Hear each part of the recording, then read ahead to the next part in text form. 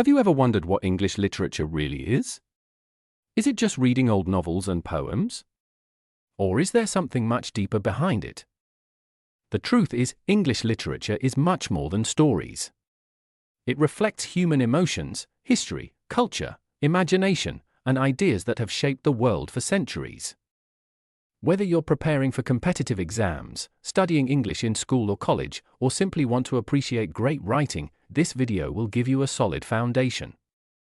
By the end of this video, you'll understand what English literature is, its major forms, important periods, and why it still matters today. Let's begin. What is English literature? English literature is the collection of written works created in the English language. These works include poems, plays, novels, short stories, essays, biographies, and more.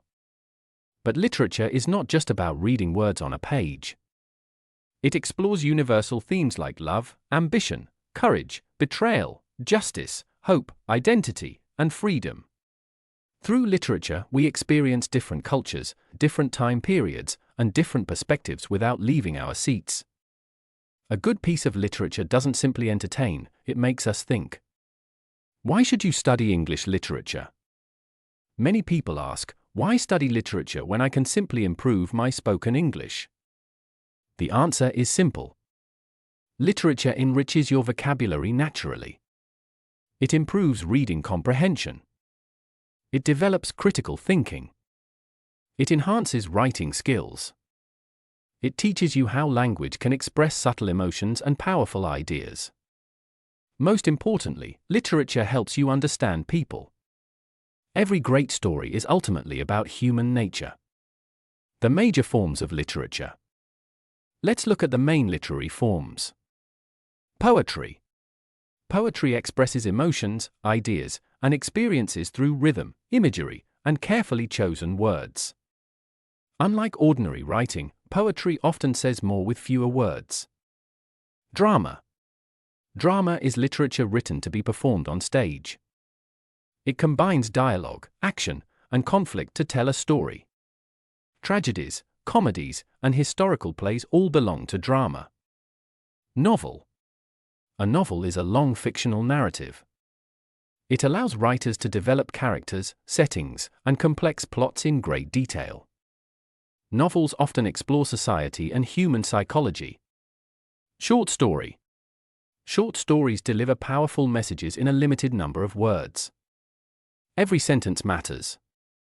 They are concise but often leave a lasting impact. Essay. Essays present opinions, arguments, observations, or reflections on a particular topic. They can be formal or personal. Major literary periods. English literature has evolved over many centuries. Understanding its major periods makes studying literature much easier. Old English period. The earliest stage of English literature. Works often focused on heroism and bravery. Middle English period. Literature became more diverse. Stories reflected everyday life, religion, and society. Renaissance.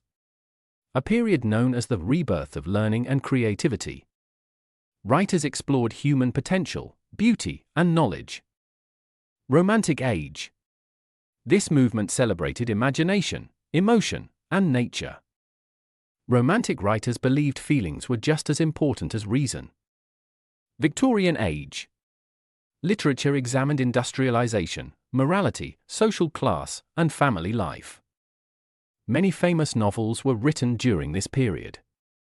Modern literature. Modern writers experimented with new styles. They questioned traditional beliefs and explored the complexities of modern life. Common literary devices.